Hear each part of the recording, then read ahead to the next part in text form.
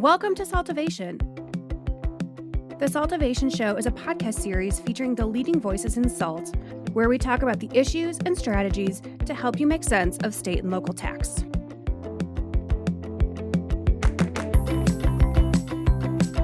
Welcome to SALTovation, where we are joined by Joni Johnson-Powe, who is currently with DuCharme, McMillen Associates. As Vice President of DMA's Tax Technology Consulting Division, Joni leads a group of 30-plus tax technology consultants responsible for delivery of indirect tax engine implementation and consulting services. She also oversees the tax process optimization practice. Joni, thank you so much for taking the time to speak with us. Oh, thank you. I'm excited to be here today. And of course, we have SALTovation's resident tax leader, Judy Vorndran, here today. Hello, Judy. Hello, everyone. Joni, you are an incredibly accomplished woman in tax, multi-degree lawyer, CPA, IT specialist. From our perspective, that means you understand the laws and infrastructure that could or should be in place to comply.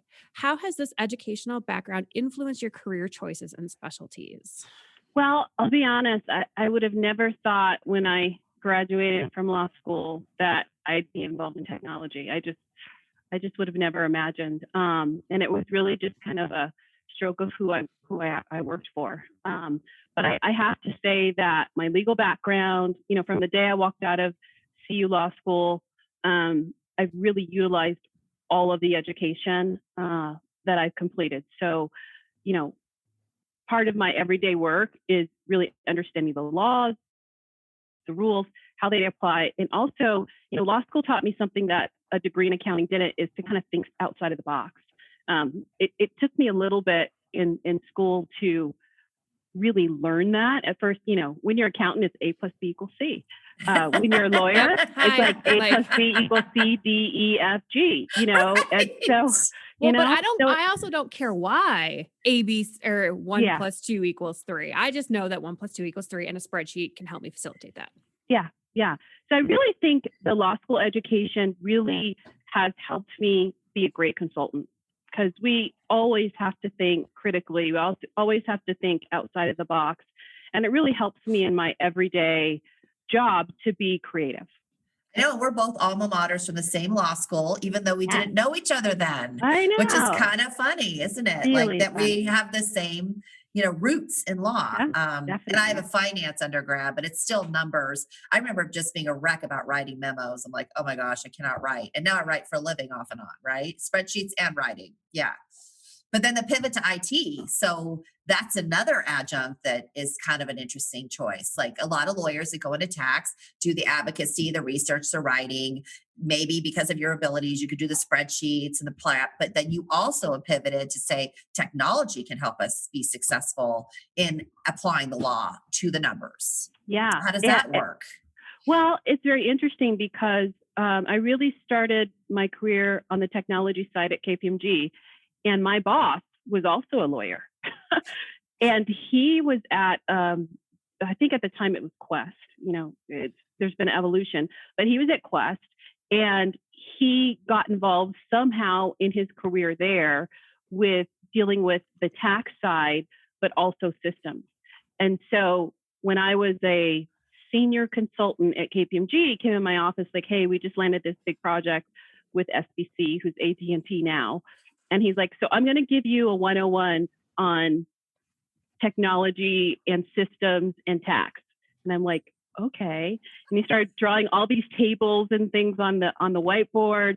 And then I got thrown out into a project, had no idea anything about technology. I knew the tax piece, but got thrown out on a project. And that's really how I really started my career in technology. And I really liked it because, again, it's like a puzzle.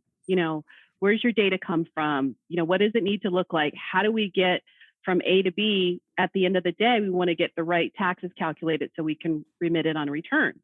So it was kind of, again, it was very creative. And I really enjoyed the fact that it was kind of a puzzle. You really had to think outside the box, and every client is different in how their systems work, what their tax policies are. Yeah. Every software is different in terms of how they interpret the law. So how do you deal with that? So it's really unexpectedly been a great area for me to develop in. And it really is supported by kind of my background and my education.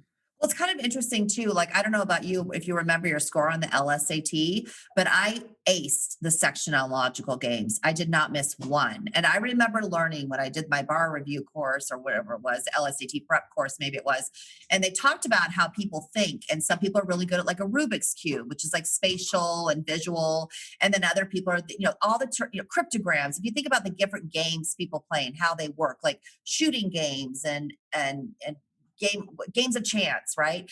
And the logical games is what the LSAT tests for. And I think there is logic in law, tries to be, right? There's logic in numbers, there's logic in business, and then you put all that together to get to a solution within the constraints or confines, or not even always boundaries, thinking outside the boundaries to come up with a good solution to meet everybody's needs in the business to get the right tax on the forms. Right. So you must have that kind of mind, because first of all, I would say to you, why would you bother being a CPA going to law school? There's a perfectly good career path as a CPA. Well, to be honest, the only reason I majored in accounting, I wanted to be a lawyer from the time I was in high school. And so my dad came to me and he was a CPA and he's like, so what are you going to major in? I'm like, I don't know. And he's like, if you major in accounting, it really can open the doors for you. Even though you want to be a lawyer, you'll have a business background. And of course I was like, okay. And so, I hadn't really thought about it, because remember back in the day when you did law school, you majored in political science. Oh yeah. English, poli-sci. I mean, oh yeah. People who can write history. I mean, there were 2 people in my class that had business undergrads, and one of my classmates, he went on to be Securities Exchange Commission. He worked there. So he worked in the financial industry. So he, as a business undergrad, but that was it. 2 out of 165 kids, we were all non-business degrees. I don't know about your class, but that was my class. There was 2 of us that had an undergrad in business. There weren't very many at all. I think, and CU was interesting because it was kind of diverse. A lot of people in my class were like into environmental, and a lot of people went up there for that reason. Yep. So there were just a few of us that were, like you said, having a business background. And I remember there was one professor, Mr. Geyser? I can't remember. You might remember. Yes. And he was like, he worked in Big Four. Yep. He totally got it. And I was like, he was my hero. Because I was like, he gets it. And that's why I started off in the Big Four, probably because of him. Me too. And I loved him. Me too. He was the best ever. No, he was at Arthur Anderson. Then he went to Davis, Graham and Stubbs. He was top of his class. Because I got my LLM or MSBA, what CU gave, which was a business extra degree in tax business. But I did the joint program, and he, I took all those classes with him, and he was amazing. He really helped. I would never even gone to Big Four, Big Eight, whatever it was at the time. Yeah. If he hadn't said, I would have gone to a law firm. But he's like, don't do it. Go here. And here I am still in public accounting, because the law firms don't do the same things we do. They don't think the same way we do. And interesting. Yeah. He was the reason why I went that route. I swear he was, because he came in the class and he was more of a consultant, right? He gave a lot of, insight into the whys, and less on the kind of law side, but really kind of planning how to plan for your clients and things like that. So I was like top of his class in a lot of those classes. Like, however he taught, I did very well in his classes, which was affirming, right? I've made the right path. But how funny that had such an influence on you like you did. I love that man. I love that man too. I was like, I would think so, because you're like, repeating his resume. He I'm just became like kind of a personal friend, though. In a as a professor, he's a pivot. He pivoted me into the Big Four. When I got the job with EY, he's the first person I emailed. Yeah. I was like, guess what? I got a job with EY. And I'm like, I'm going to be just like you. Did you take anything with Betty Jackson? She was another one for me, Professor Jackson. I don't think so. Okay, because she was at the business school. So if you didn't, she was another tremendous resource of mine. Same thing, just gave me that thought process when I was getting the master's. So anyway, how funny. Funny. when you were talking about like how you got into technology, so was that initial project, were they building just like a homegrown integration or No, like a they collection thing, or like no, what were they doing? yeah. So the project was to automate using software. So back in the day, what happened with these companies is they built the logic themselves Yes. because there was no software out there. Well, the Right. first project was Vertex, and it was communications tax, telecom tax, Yes. Mhm. because it was so complicated. There's so many tax types. So they were one of the first companies way back then. I'm aging myself, but way back then to actually utilize software instead of maintaining it internally. And so it was implementing a Vertex software, actually. Very interesting back then. Mm-hmm.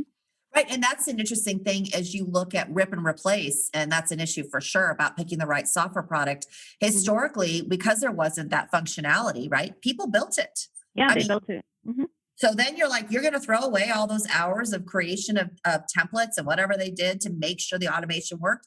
It was a tough even haul then to go to automated software, right?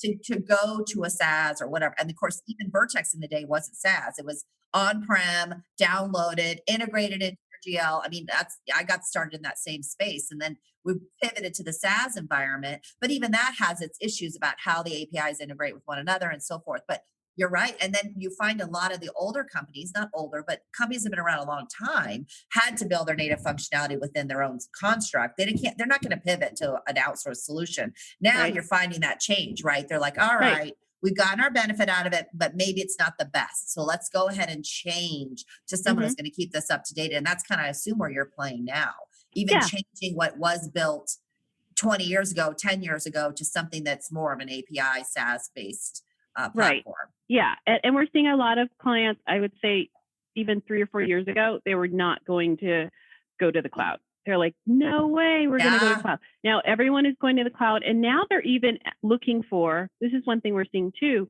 is like someone to help manage the software. So it's like, hey, I have the clients that are like, well, can Vertex, they're moving to the cloud because now they don't have to worry about updates and all of that. So it's all managed by the software provider.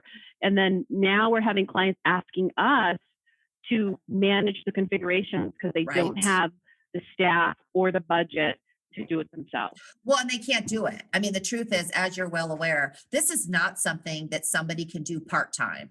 Right. No. And yet it is a part-time job in a business. So it is difficult for them to have an accountant, controller, CFO type, an AP clerk, AR clerk managing that functionality. They don't have the tax knowledge.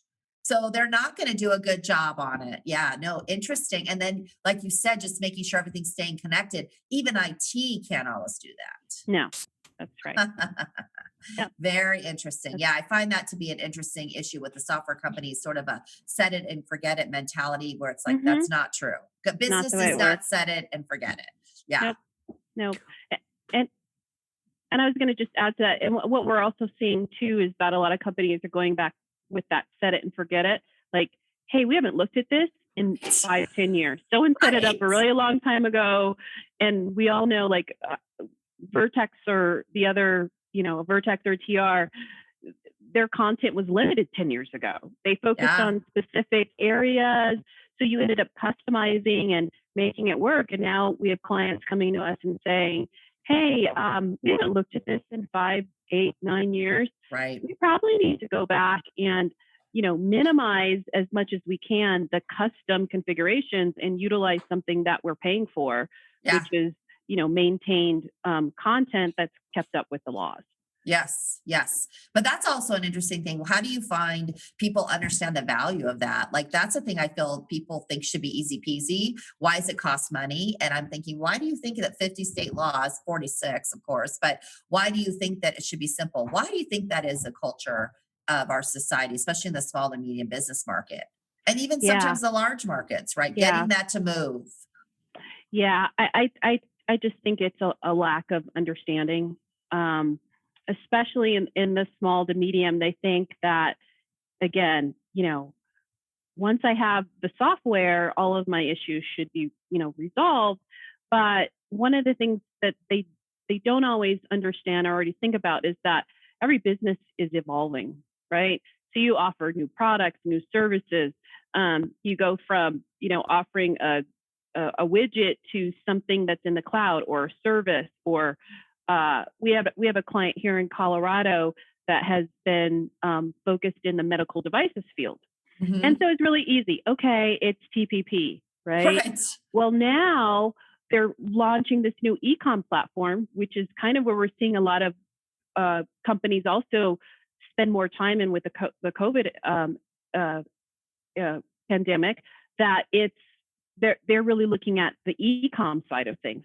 So now IT rolled out this new e-com platform, and now they're offering data analytics for that. That is technology that's built into the software equipment to tell you whether it's working very good, right? So that's Ooh, new, right? And so they're like, yes. hey, it's not TPP anymore, where we have one tax code set up in SAP, and now we're providing downloaded software, and we're providing, a lot of other services that were not part of our core offering. And so now we've got to think outside the box, and now we got to rethink our whole deployment strategy, because it's not just a couple of customers that we sell equipment to in 5 states. It could be a customer anywhere. So those are the things that are causing companies large and small to kind of rethink this whole set it and forget it, or it should be really easy. It's Yep. not really easy. And then they get in trouble. I mean, the thing to my mind is, does it take enforcement to cause compliance, or is there actually proactive?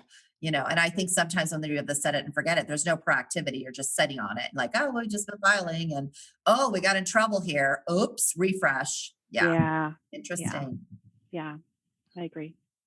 Well, and I want to kind of go, you started, you went to law school, went to Big Four, and kind of stayed in industry. And then you decided to start your own business, right? And do this on your own. Like what kind of got you there? And you're just like, screw it. I'm going to, I'm going to control this. I'm going to do it. Well, it was kind of interesting. It was really more of a personal decision of sorts that drove me there. That was totally unexpected. I thought I was going to be a partner, Big Four. That was going to be my mantra. I was really focused on that. And in 2000, my dad got sick, and he had his own business. He worked for the IRS for 30 years. He retired. He had his own business. So as he was sick, he was like, can you help me with my audits? Right? He had some audits. He was sick. So I stepped in, helped on the side while I was working. I was with KPMG at the time, but really helped support his clients. And while I was doing that, I kind of just liked the fact that it's very personal. When I'm working at KPMG, I have these big multinational companies. It was more, I felt like I was providing more value than what I did. I was kind of a person, a number. So just helping him was really the catalyst for that. And then when he passed away, I was 8 months pregnant, and maternity leave is coming up, and tax season was coming up. He died in December, and I had to help his clients get through tax season. They had no one else to go to. So, with baby on my lap, at home on maternity leave, I was doing tax returns, just trying to make sure that I got his clients through that tax season. That was the catalyst. So get back to KPMG after maternity leave, and it was right around Enron time, Sarbanes-Oxley. So I don't know if Enron hit right before that or right after that, but that whole thing happened, completely changed the ability to provide services, technology services to audit clients. Those were my clients. They were right there. Completely changed the environment for me at KPMG, because now I couldn't do projects for clients that were audit clients. So project came up. We used to do a lot of work with KPMG Consulting. Actually, that first project I started at SBC was KPMG Consulting. I was bid on a project. We couldn't do it because they're audit client. And then KPMG Consulting is like, well, can you do it for us some other way? And I'm like, I really can't. And then I kind of felt like I was on an island at KPMG. I lost my boss. He went somewhere else. You know how it can be. And I think the economy wasn't doing too good at that time. So he got moved out, and I didn't have a sponsor. And in the public accounting, you have to have a sponsor. The guy I reported to was in Washington, great partner, good guy, but I never heard or saw him. So I was just kind of a lone wolf, and I just decided, I was like, hey, I could do it on my own. And I approached KPMG Consulting. I was like, my dad has a company. I put it into an LLC with my lawyer hat while I was doing some of those services. With a baby on your lap. Don't forget. With a baby on my lap. And I'm like, I can do this. I was like, I can do this. So I could do it on my own. And they were like, okay. And then I went to KPMG and I was like, hey. And they were like, we'd rather have you do it than Deloitte. So we are 100% behind you. Go ahead, do the, set up the company, or already have the company set up, but come in and go ahead and deliver this project, and you'll be delivering it with, our partner, KPMG Consulting, because I think they had spun off at that time from KPMG. So that's literally how I got started. That is so funny, because that's the same with me, because I was in state and local, and I was part of the outsourcing practice, and we got Sarbanes-Oxley, and it became this whole audit was first. And I have vowed I will never work for a firm if I can help it that has an audit practice, because I never want to be hindered from helping my clients because of independence. And it just shut us down. I mean, it was inhibiting our ability to serve well because of our audit brethren being the predominant driver of business at the Big Four. So not going to work somewhere where I'm not as important as they are. Yeah. So it was just kind of a perfect storm, and I just jumped out and did it. I don't know that I would still do that now. I don't know. I guess I was just super motivated, but I also knew it's just me, right? Yeah. So as a consultant, it's just me. I don't have overhead. I don't have anything. Essentially, that was really how I started my business, with one project. And then you've done a couple of things, though, because you went back in-house. You actually led the practice at Grant Thornton. So you pivoted into a couple different things and then gone back on your own, and then you've ultimately joined DMA just a couple of years ago. So you have been all over in terms of like where I'm going to be to make my living. And I'm going to assume that has something to do with your family, yourself, the dynamics of business, where your children are at. Yeah, so it does. It really, really does. When I left KPMG, it was really kind of a career decision, and I felt like I didn't have a lot of support, right? So I did that for a few years, 5 to be exact. Was it 5? Yeah, I did that for 5 years, and I was super ambitious. I was 30 years old. I was like, I'm going to take over the world. I'm going to have a law firm. I'm going to have a CPA firm. I'm going to hire all these people. But one of the things I did realize right away, and I also said, I'm going to have Wednesdays off. I'm going to have Wednesdays off. It's really funny. I picked Wednesday too, because I was like, can't I just work? Because I was also at KPMG, and I was like younger. I was like, at that point I didn't have kids. And I was like, well, I would much rather work on the weekends. No one's bothering me. And like, I'll run my errands on Wednesdays. Wednesday will be my Saturday, because it's midweek. No one takes Wednesdays off, right? I picked Wednesday too. And then someone I worked with was like, you realize we're in like client service, and it doesn't really work that way, because your clients work on Wednesday. And so you need to be available every Wednesday for your clients. I was like, well, that doesn't work that way. Exactly. That's fine. That was exactly it. So now I'll work Wednesday and Saturday. Yeah. So I thought that Wednesdays was going to be great. I'd take Wednesdays off. At that point, I had 2 children. And what I found was that I worked 7 days a week. I took the kids to the office every weekend. I did not have Wednesdays off. I hired a lot of, I had, at one point, I had like 6 people working for me the first time. But what I did realize is that law school and undergrad didn't teach you how to motivate people, didn't teach you about HR, didn't teach you a lot of the intricacies around running a business. Yep. I had a law firm at one point in time, and a CPA firm. So I was doing some legal services. This gal I hired didn't show up for the first day of work, and I was like, okay, well, sorry. Then she's going to sue me.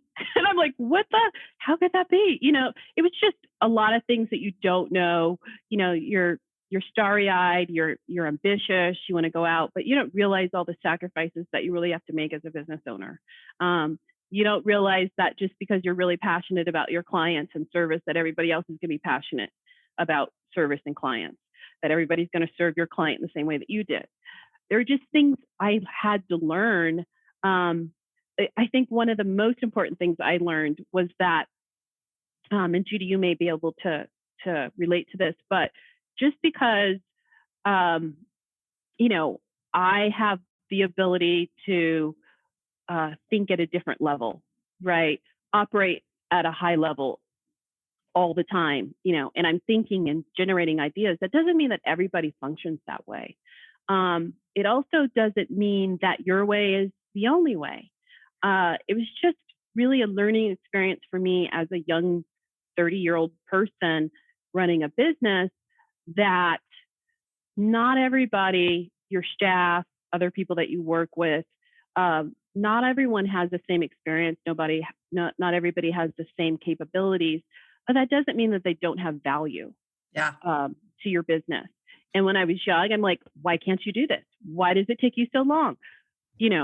Why haven't you responded to the client? And I probably didn't, at that time, I don't think I was as sensitive and understanding.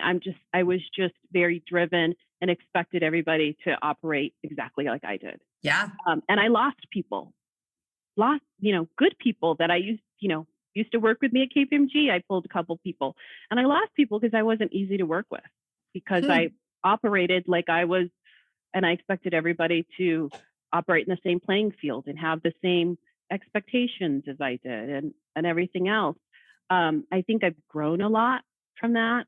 I think I've learned that everyone can contribute a different value, even if they're not an A player. And there's not always, everyone is not an A player, but you need B players. Sometimes you even need C players in order to be an effective and efficient business. And I think that's the biggest lesson I learned from my first company. And now you can take that now while you're managing 30 people and then some, not to mention all the clients you're managing. Well, it's funny you said that, because I use different tools. I use StrengthsFinder, and I use this thing called Enneagram now.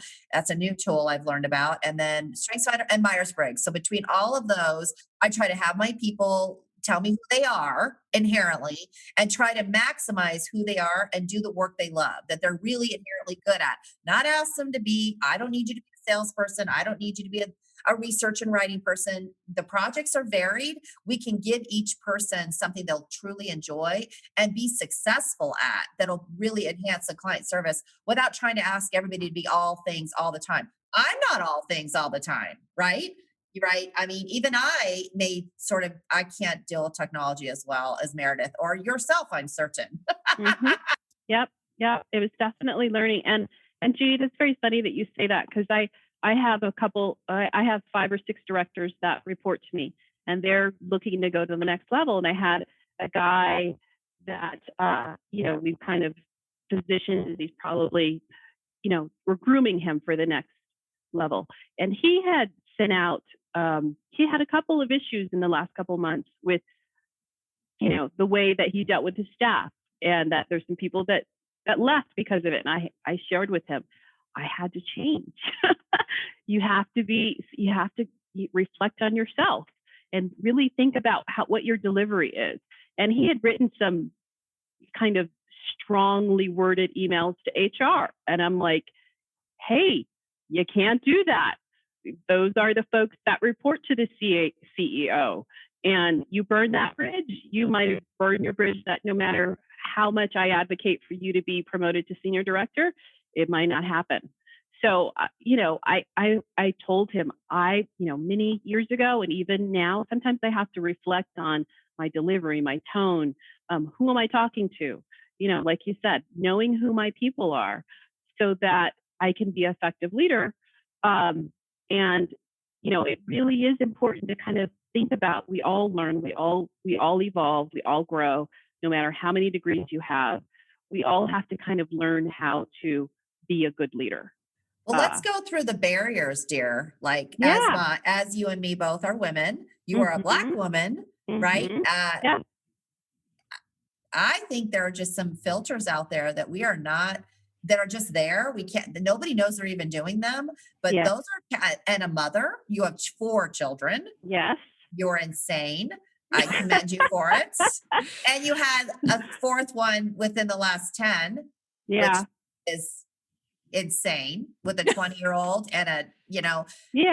I mean, I remember when we connected over the years, and then you Yeah. just had a baby. I'm like, oh my God, I can't believe she did that. Anyway, you got I enough with couldn't believe I 3. did that either. And 3 I girls thought it was and too 1 old. boy, right? 3 girls and Yes. 1 boy. And then a So talk boy. And about totally different parenting issues, right?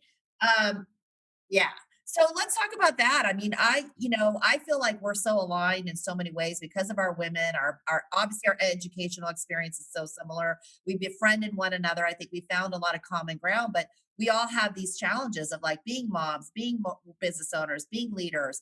How do you feel that that has impacted you? And has that been partly an issue for you going on your own to say, I'm going to control the narrative? I mean, I know you told me one time one of the partners said to you something about your kids and that you weren't supposed to be the pickup, or that was the yeah. nanny's responsibility. And you're Yeah. like, That's exactly it. I'm And, the and mother. exactly. I mean, that was part of the reason I ended up leaving. I was in line to be partner, probably would have been a year, but I was struggling, and I feel like I had a good relationship with the partner I reported to. We talked a lot. His office was right next to mine, but he did say a lot of insensitive things to me over that 2-year period that really encouraged me to start my own business again. And I had gone to him and said, hey, and it's been a couple of times. The first time I went to him and I said, hey, I really could use some help on my team, right? Because it was like me as a director, and then I had like a senior. And I was like, I really need someone to help me manage the day-to-day. I'm selling all the projects, I'm delivering, I'm reviewing. I have to do all the billing. I have to do all the administrative stuff. I really could use a team member. And so his response was, well, if you're having, some issues just balancing everything, maybe you could talk to my wife. And I was like, his wife's a stay-at-home mom. And I'm like, what does she know? Because I was like, I'm here till I think that particular year, I was like, I don't think that I had dinner with my kids more. I could count how many times on my hand I had dinner with my kids, because I was at the office till 6 and it was the commute, and I get home and at that time, my ex-husband, he was very domestic, which is great. So he did all the cooking, he did the laundry, he did all the man stuff, right? But that didn't mean I didn't have guilt as a mother that I wasn't spending quality time with my kids. So that was the first year. And so I was like, okay. But I was like, he's like, do you want to talk to my wife? And I'm like, I don't think so. But I'll connect with some other folks. And the other thing that I think I was disappointed about when I returned to public accounting was that there was still only like 18% women that were directors. And I'm like, I've been gone for a really long time. I can't believe this is still the Nothing has environment. changed. No, Nothing's it's changed. very disheartening, honestly. I remember starting in college and thinking we were 50-50. And now as I look at my career, the leaders are not 50-50. And there aren't people like us. So we have to connect with one another to support each other because we're going through similar things as business owners, as women, as mothers, as wives, as friends, and and still want to be awesome at what we do. And that filter is just not the same. I don't think my husband, a lawyer, walks in, becomes a partner. They don't look at his book of business. They don't know what he generates compared to anybody else. They just give him the red carpet treatment. He doesn't even realize that it's just given to him. I would never have that same comparison ever. It's assumed he can do it. It's not assumed I can do it at all. And we have wildly more education, more experience, and yet we have been left to the side for so long. And it's still happening. And so as women, I think, and leaders, I think it's incumbent on us to kind of build the thing. But then I think about this gentleman that you're supportive of. What I see with my male peers is that they ask for it more. My Mhm. female people don't ask. They just do. Right. They just They do. hope it works Right. out, but that's Right. not their goal. They want to serve, they want to deliver. That's what they are. They're caregivers. Yes. And the men are like, I need the promotion. I need the promotion. I've earned it. I've earned it. I'm like, yeah, Mhm. really, if I look at you compared to anybody else, I see different attributes, but all of them have value. And I'm Mhm. not sure why you should be promoted over the other person. So Well, it's and- interesting Right. the advocacy that men give are just naturally inclined Yep. to Well, but ask for. how much of that is the perception of, oh, look at that strong man going after what he wants versus an assertive woman is now a bitch because Yeah. she Right? needs to Right. have this thing? That's right. Like, Yeah, what's I agree. I mean, we're trained from the time we come out the womb to be, you know, submissive and quiet, or you know what I mean. And the boys are taught to just go after it and get what you want. You know, it's just part of the nature of who we are. And as I look at my daughter, I have a daughter right now that's majoring in accounting, and she's going to start her first internship with KPMG. Believe it or not. But you know, I want her to be successful, but she's also is like, you know, it's the confidence thing. I don't know why, you know, why it's there, but with her too, I'm like, hey, you know, you need to go apply for these internships. Well, do you think I'm really going to get it? And I'm like, well, heck yeah. You know, you should, but it's something about the confidence that we've got to, I don't know if as moms, we have to do a better job, or it's the environment, right? Because boys are so competitive, you know, they're just groomed and matured to be that way. And women were not supposed to have a voice. Yeah. You know, and so I'm like, how can you have any doubt? You're my child. You're supposed to want to go out there and get it. You know, go out there. But it's just, I can't put my finger on it, because you know, both of my daughters are a little timid in my perspective. We're not walking in the same shoes as you for whatever reason. And that could be societal, the impact of other on self, and whether or not they feel like inherently just how they move in the world and are direct and are impacted in the world. And I'm going to assume, Joni, that you didn't really think that way. You just did it. I mean, I want it. I'm going to get it. I know I can do it, and I'm going to serve. I can do it. Yeah. And you've done Yeah. it. I don't know where it came from either. To be honest, when I look back at, when I left KPMG, and I'm just like, would I have done that? Like today? Right? I kind of feel like that took a lot of balls. I mean, excuse language, but Yes. I'm not sure I would still do that today. No, after I'm like, 14, you're crazy. Like, what were you thinking? Yeah, you left before I left. I spent 14 years at the Big Four because I was very comfortable in the safe, perceived environment of being there. It was the hardest thing I ever did was leave Deloitte after 9 years. I mean, thinking I wasn't going to go up on that elevator and walk those halls and hug those peers. And I felt a little bit alone. I wanted to do it. But and honestly, it took me having my third child, which I have a weird life story, as you well know about my family, but I just was like, I can't spend my life on the road. I have this kid. I'm not even seeing her grow up. Like, this is not the way to make it work. And I value my friends, my relationships, my community, and I sure as heck want to spend time with my daughter. So that was the pivot for me. The personal pivot is honestly what drove me to make a meaningful career change. Right. You know? Yeah. It's all been driven for me personally when I think about my family and where they are, has been part of that. So I left, I left GT because I felt like I didn't have enough time with my kids and I didn't have control over it. And they're like, you're going to be partner. And my partner was at the office till 9:00 every day. And I'm like, I don't want to do that. If that's what partner means, I don't want it. I need to be with my family. I need to be more with my children, and I want to have control over it. But I do think one thing that makes it difficult to have that control, even on your own, is client service. Clients dictate, when you work, when you have meetings, so on and so forth. So even though my goal was to get more autonomy, did I get more balance? Not running, it's hard to have balance running your own business, but I did have control to accept the projects that made sense.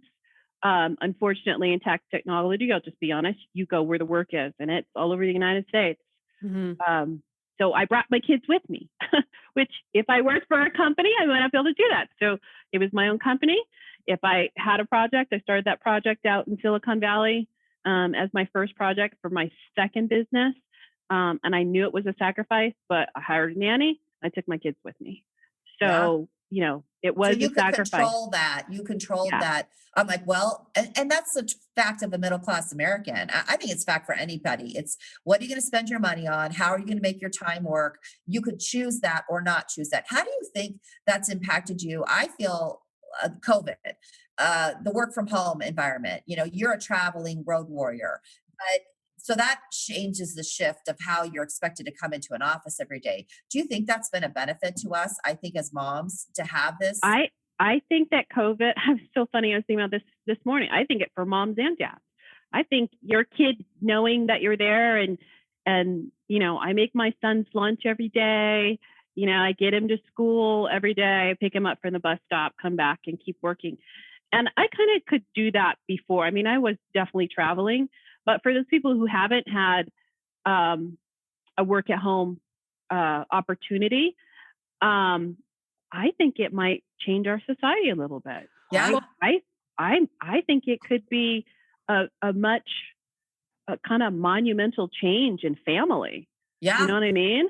And you're also the way you're serving your projects where they maybe wanted you to be on site before. Now they're like, you know what, we can make it work and you don't have to be on site. I mean, I think that's a huge reframe. And I do believe we have this whole society of like, you need to come in and punch a clock and show up at your desk by 8 or 9 and stay till 5. And you're like, but I don't need to be here all day. Right. And if I could leave and do my kids' game or be a coach and then get back on at 8 o'clock at night, who cares? As long as you're delivering and nobody needs to know what hours you delivered, as long as you deliver. And that's certainly our culture at Tax Ops. I assume, I don't know if DMA has that. I know you have that culture. Yeah, So. we definitely. Tax technology has, most of our folks at DMA have always been remote. Okay. And there's always been a sense of trust. Yep. There are if you travel, the travel was pretty much dictated by the client. Yep. But I would say compared to when I was, in public accounting before, we really would tout projects to encourage the client that we didn't need to be on site because it's not economical. It costs money, it costs time. So most of our projects we would approach, we put into the SOW, we will have 4 on sites. Okay. So, if you want more than that, then we need to plan accordingly. But we actually, in our SOWs, would identify how many on sites we would have to encourage, and if it's going to be more, the cost is going to be a little more, right? But, within this fixed fee or within this contract, you have X amount of on site. So we'll plan around like kickoff, maybe a couple of other during the project, and then probably at go live. And I think that's been really great in setting that expectation that we don't have to be in front of your face in your office 24/7. Now there are still some projects, large projects and large clients that we have folks that do travel every week, but it's the exception, not the rule. Yeah, which I think is a giant change, honestly. I just think everybody's seeing that it can work. And I don't feel that there was I especially felt with a lot of my bosses historically was if I wasn't there, I wasn't working, which is I can't tell you how many bosses have said to me, I can't work from home. I'm like, my family will tell you I ignore them. Yeah. Well, and it's like, is that because you don't want to be at home because you have children? Like you've created this thing where you've got kids and a wife at home that you necessarily might not really like. Right. Yeah, Like or you don't really that. want to spend some time around. Yeah, exactly. And you don't want to be interrupted. I mean, it is stressful to be interrupted. There's no question. Yeah. Yeah. But at the same time, I think there's also some things that, and my husband brought this up where, he and I, if you were to just look at us, you have no idea what we're doing. Mommy's work and daddy's work looks exactly the same. Yeah. Sure. And that's something that's really and our daughter is 5 now. And so that's something that she can see that oh, well, daddy works and mommy works. And I don't, daddy's sort of a teacher. Mommy's an accountant. And now I sit with mommy and I play work. And I think that's something that's awesome that our kids can see just any, a man and a woman working and doing the same thing and there's no difference. Mhm. And that's something that she wouldn't have been able to see. Now she comes to the office with me on the weekends and whatnot because I like having her around. She's my little buddy. Yeah. But it's cool that, you know, trying to look at this horrible situation of like those little bits of lights that Mhm. there are going to be super long-term impacts of Yeah. 2020. Right. But that like finding those little lights. Yes. Right. Like, I think Reddit just announced that they're going to do permanent work from home. And my thought today was, that's great, because I do think it provides some value to families, you know, having that ability. And so I'm excited to kind of see where it goes from here. But I think it is a monumental change to Right. how Our businesses society. operate. It is Mhm, our important to society. gather. Don't get me wrong. You do need to gather, but not every day. You need to go back and get your work done, right? And if you can do it in whatever way works, what does it matter where you are? Yeah. So, yeah, interesting.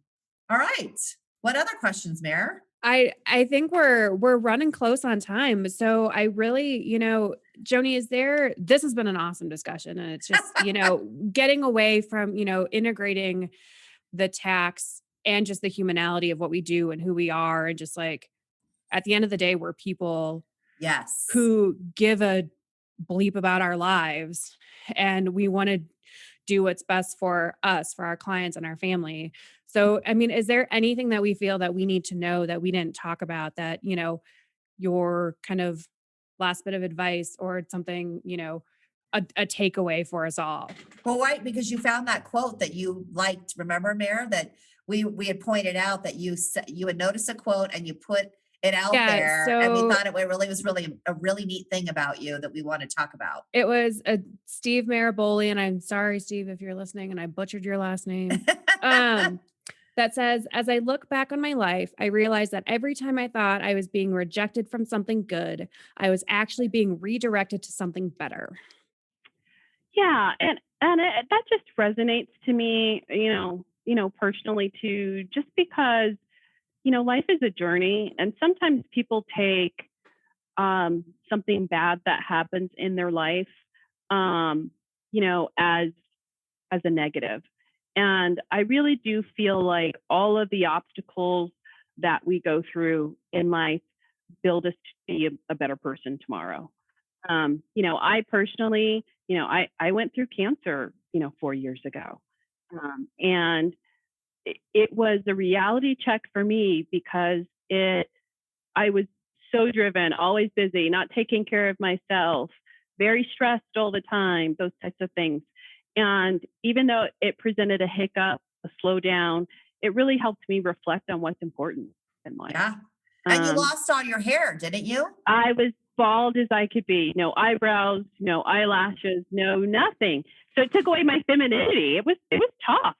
It was tough. Like, you don't even think about those types of things. Like, you go through chemo and then you lose all your hair. And I remember the first day. I remember that the morning that I had to shave my hair off because it was just all falling out, and I was trying to, keep it. And I just told my husband, okay, you just need to shave it off. And my daughter came in and she stood in the bathroom. She cried because she saw me losing all of my hair. And it just hit me here. And finally, I just had to say, okay, I have to let go of this. But this is, I'm going through this so I can survive. Yeah. Well, you look gorgeous in your wigs. I would have never known either.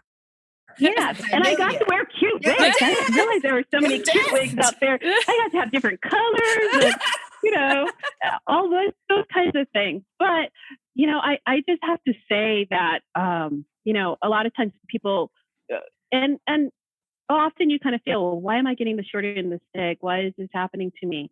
But I think it's just part of the life cycle.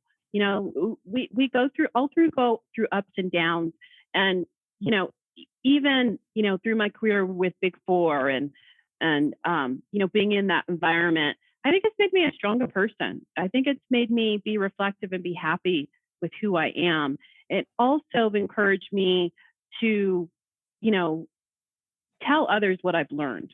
Yeah. Whether I love DMA because I'm in an environment where I still can be an entrepreneur, but now I'm really mentoring a whole team of people that are coming up through the ranks of what I did. And I'm sharing with them what I've learned, how I've grown, how I've changed, and having an influence on an environment. I'll be honest, DMA was very man heavy. Remember, Judy, we talked about that before I decided to go there. And you're like, are you going to do this? But I've really been embraced there. We're just starting some women initiatives. We're just starting. And what I'm bringing into DMA is my experience outside of DMA. Yeah. A lot of people are DMA lifers. Yeah. And I'm bringing an experience that, hey, you need to promote women more. Yes. Hey, we need to be more sensitive. And I've been open welcome arms, but I've also shared that maybe every, minority Black woman or Black person has a different experience than me. And we need to listen, and listen to that. So I really do feel like, really do feel like from a spiritual perspective, we're all guided to where we're supposed to be. And there may be some hard and difficult times that you go to get there, but it makes you who you are.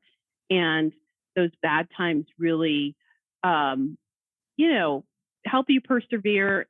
And it has some value to, what you contribute, not only to your family, but to society at the end of the day. Well, and that's why we wanted you to be on the show, obviously with BLM and all this, and just knowing you for all these years I've known you, 15 or more years, and seeing you and being peers and being each other's back. And obviously at some point we had hoped that we would be partners. You never know. You never know. We still have time. That's right. So, but, always respecting and admiring you. And I just am really grateful that you're in my life and that we have this friendship. And I really thank you for taking the time to be on this show and showcase what you have to offer in the state and local community and as a person and a business leader.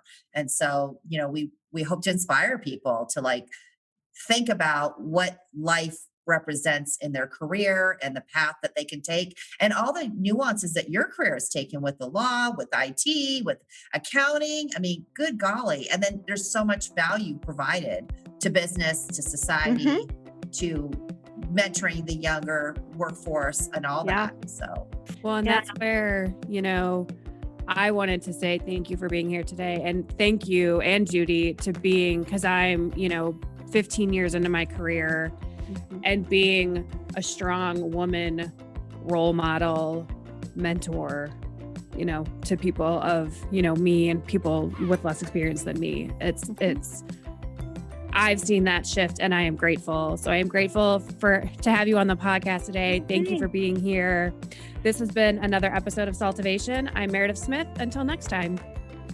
This podcast is for educational purposes only and is not intended, nor should it be relied upon as legal, tax, accounting, or investment advice. You should consult with a competent professional to discuss specifics of your situation and the applicability of the information presented.